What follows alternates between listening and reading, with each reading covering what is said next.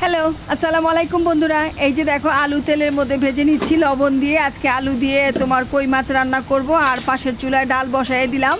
এখন সুন্দর করে তোমার আলু আর তেল ভালো করে লাড়াচাড়া দিচ্ছি। আর এই যে দেখো কই মাছ ধুতে এসে পড়েছি। এখন সুন্দর করে কই মাছটা ধুয়ে নেব। বাজার থেকে মাছগুলি যেহেতু কেটে এনেছে, তো ভালো করে তোমার আঁশ আছে কিনা সেটা দেখে শুনে সুন্দর করে এখন পরিষ্কার করতে হবে, যদি আঁশটা থাকে সেই জন্য। এই যে দেখো সুন্দর করে ভালো করে ধুয়ে নিচ্ছি মাছগুলি। মাছটা ধোয়ার পর মাছটা আবার কষায় নেব। আমরা তো সবসময় কষাই মাছ রান্না করি, এটা তো তোমরা জানোই। যারা আমার ভিডিও দেখে তারা অবশ্যই জানো যে আমি কষায় মাছ রান্না করি। এই যে দেখো সুন্দর করে হাত দিয়ে তোমার নখ দিয়ে সুন্দর করে খুঁটিয়ে খুঁটিয়ে দেখতেছে আইসটা উইসটা আছে নাকি। এগুলি সুন্দর করে দেখে পরিষ্কার করে তারপরে মাছটা লবণ দিয়ে শুধু হলুদ দিয়ে কষাবো।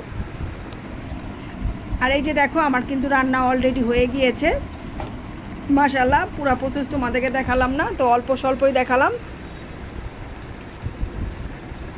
এই যে দেখো একটা ডিম ভুনা করে নিয়েছি, একদম ঝাল ঝাল করে লাল লাল করে ডিমটা ভুনা করলাম। আর এই যে তোমরা তো জানোই যে আমি আলু ভাজি খাই, আলু ভাজি আমার খুব পছন্দ। তোমার হলো কাঁচামরিচ দু ফালি করে দিয়ে লাল লাল কাঁচামরিচ দিয়েছি।